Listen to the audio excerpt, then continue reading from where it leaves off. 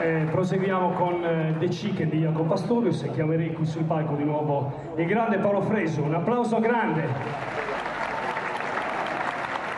Lo ringrazio per averci aiutato a tirare su appunto questa orchestra, come ringrazio, visto presente anche qui Bastianino Sannitu e Monda Peddu, l'assessore alla cultura.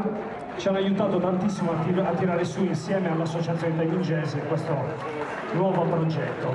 Andiamo avanti, The Chicken.